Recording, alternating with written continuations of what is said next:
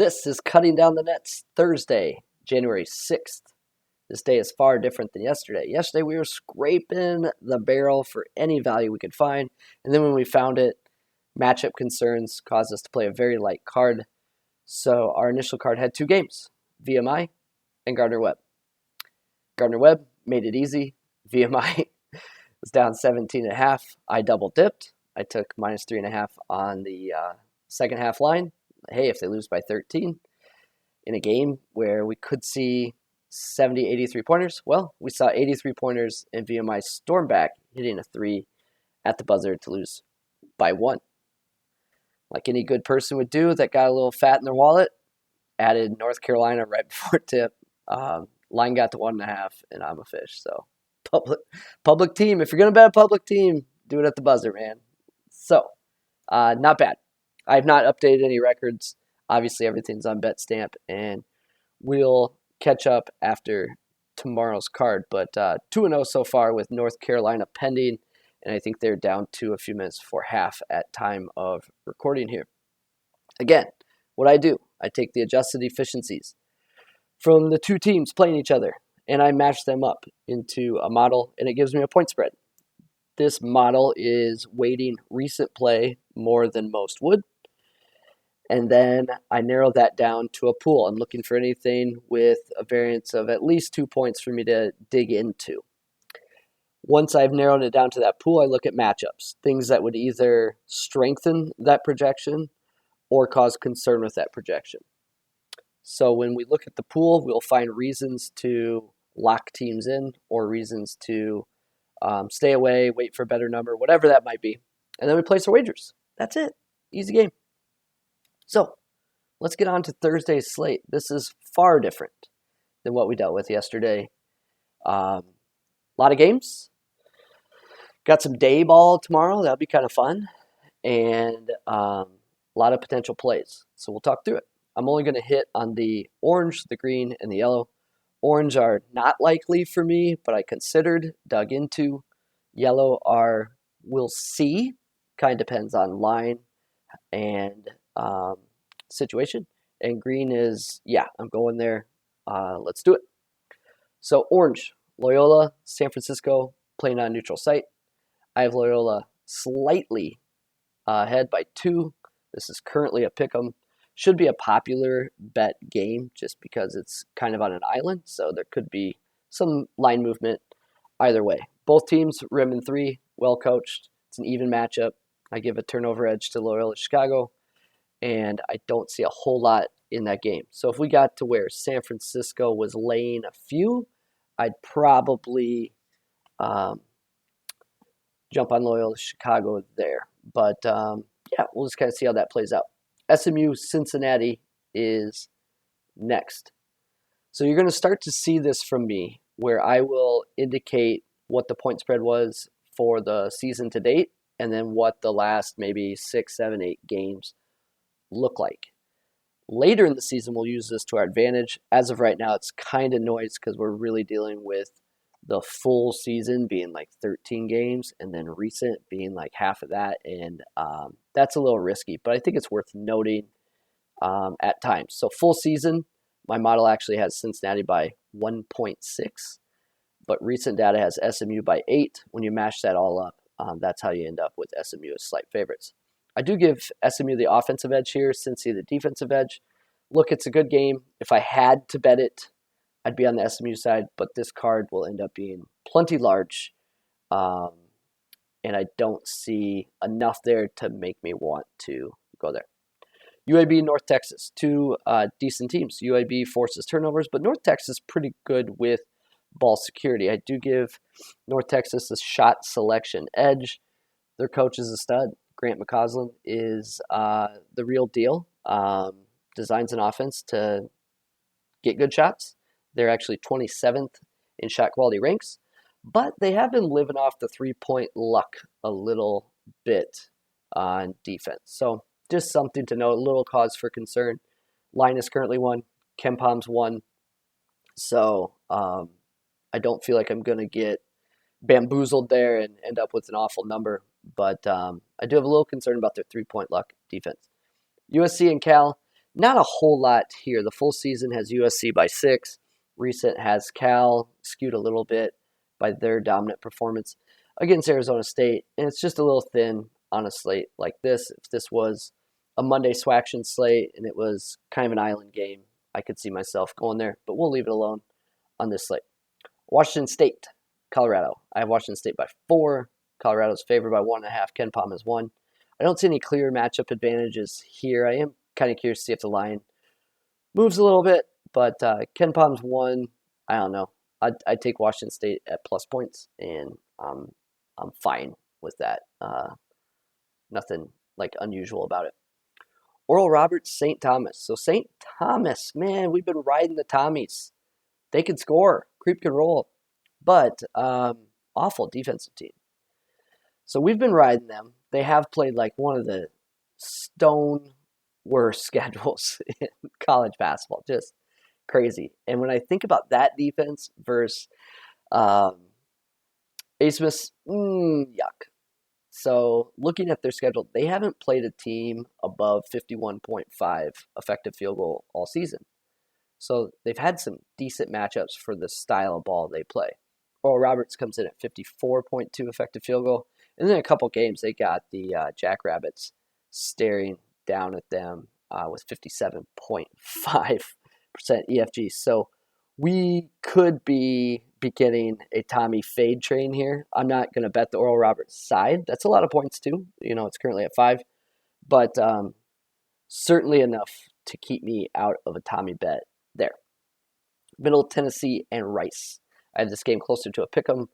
We are currently getting 3.5. This is a major turnover advantage for Middle Tennessee.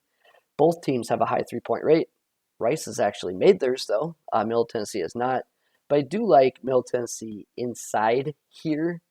If they go there, they're going to have to show some discipline to get inside. It's a fine play. Please note, Ken Pom is 4, so there could be a better number available than 3 and 5, and you may not see that show up on BetStamp for me right away. Maryland, Illinois. I have Illinois by 15. Pretty big spread for a conference foe.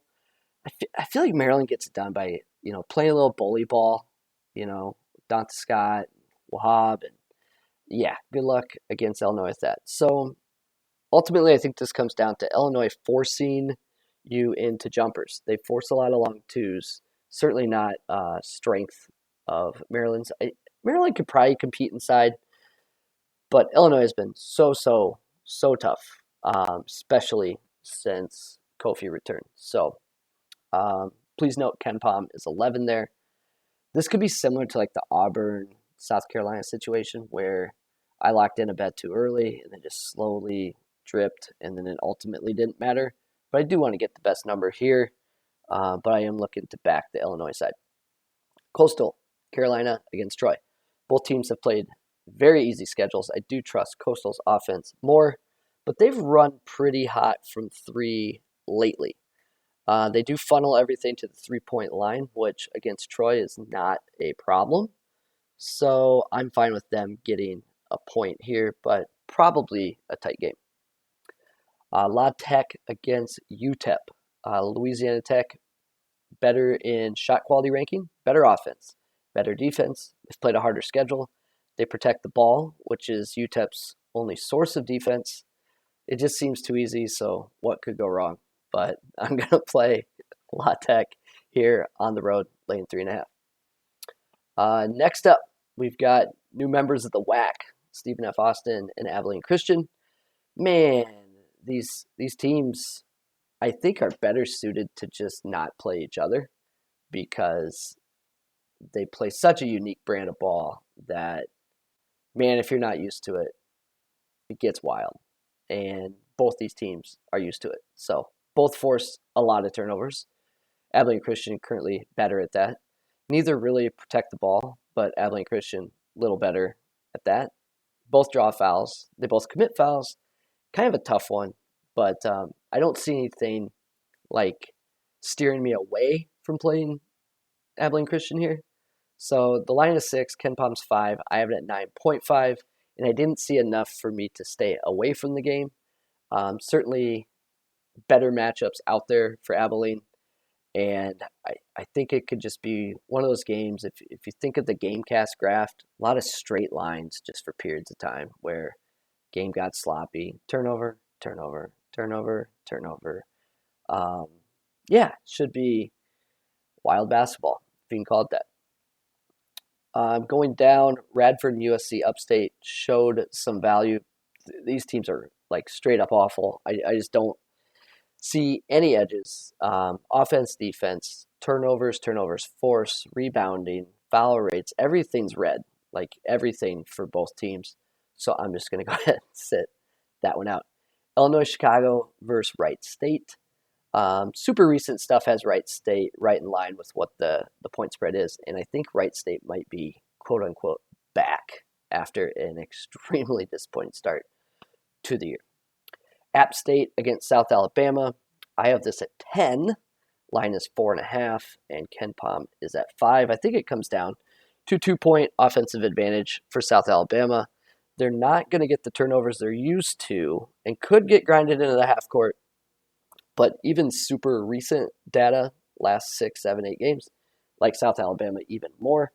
So I'm a little concerned they won't force as many turnovers as they're used to. However, you just never know. Sometimes that comes down to the opponents played and things like that. Turnover stats are not adjusted. Efficiencies are adjusted.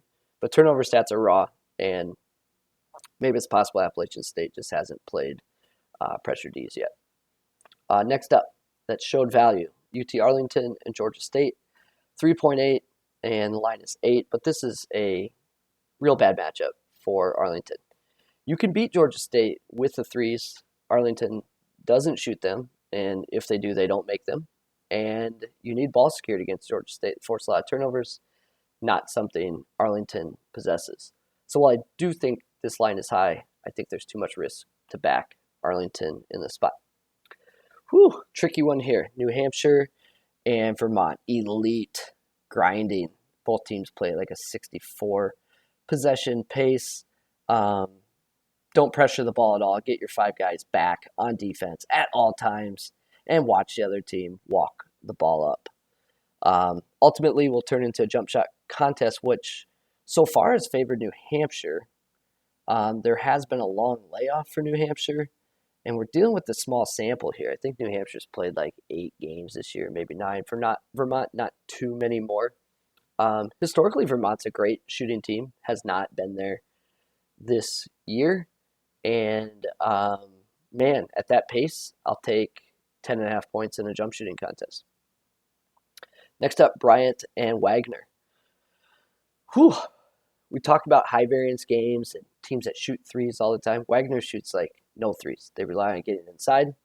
They are a little bit sloppy with the ball, but they're going to win the turnover battle. They've got a rebounding edge. My concern here is Wagner's sample size is pretty small. They've played like 6 or 7 games themselves. So I still like it. I'm going to play it. But these are the types of things that will start to fade away as the season goes. And we're almost done dealing with them. Moving down to the last few, Tennessee Martin, Tennessee State. 2 bad defenses. They both force turnovers. They give up turnovers. Likely a sloppy game. I'm going to pass on that. And then we got 2 more in the dumpster here that we can pull out at the bottom of our schedule. Sam Houston State, Tarleton State. I have Tarleton by 8.7. Line is 3.5. KenPom is 6. So something to note there. I think this one is worth betting early. I think Tarleton could turn you over, but there is some 3-ball risk here. They allow a lot of threes, and Sam Houston State is going to shoot them. So we're banking on some perimeter defense from Tarleton. They're going to give them up, but will they go down?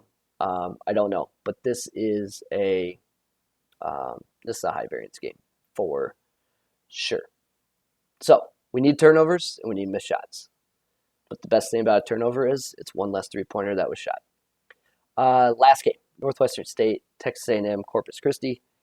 I have this at 11.63. That is adjusted for location. The Southland is doing something really cool. They're tipping off their season with like a little 4-team tournament. You just love to see it. That's awesome. So I've got 11.6, line is 7.5. Please note, Ken Palm is actually 5 here. This is a major turnover advantage for Texas A&M Corpus Christi. They are number 2 in the country in forced turnovers, and Northwestern State is number 323 at preventing turnovers. There will be plenty of possessions. That means more turnovers, and there's a pretty good shot quality edge here for Texas A&M Corpus Christi. So this ends up being a much different day than yesterday. I don't force it, just kind of see what happens. But we've got a large card here. So top section. These are ones that I don't have much hesitation about. And if I'm concerned about line movement, I've indicated that. So South Alabama, -4.5. Louisiana Tech, -3.5. North Texas, -1. Middle Tennessee, 3.5. But there is the Ken Palm number of 4, so it's possible you could hold out for some value there. Wazoo, 1.5. New Hampshire, 10.5. Wagner laying 8.5. Second tier games, meaning there's nothing wrong with them, but I saw enough there to give me some concern, or maybe they didn't stand out quite as much. I will still be playing them, but it's just something to note. And no, I don't go like 5 units on the top section, then 1 on the bottom section. I play things pretty straight up. So Illinois, -11.5. Coastal Carolina, +1 at Troy. Abilene Christian, -6 in what I think could be a good game. Please note, Ken Palm is 5 there. Texas A&M. Corpus Christi laying 7.5. Ken Palm is 5 there. And Tarleton State, -3.5. There we go. There's a big card. So here's how I would recommend when I have a huge card like that. You can blindly tail it. I've been very transparent about how I've done. You can always check my record at BetStamp.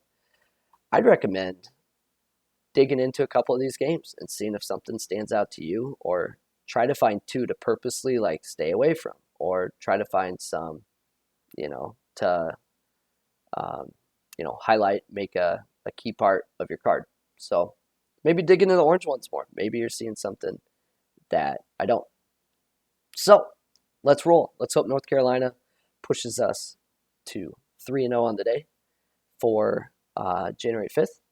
And as for today, this is Cutting Down the Nets. Thanks for stopping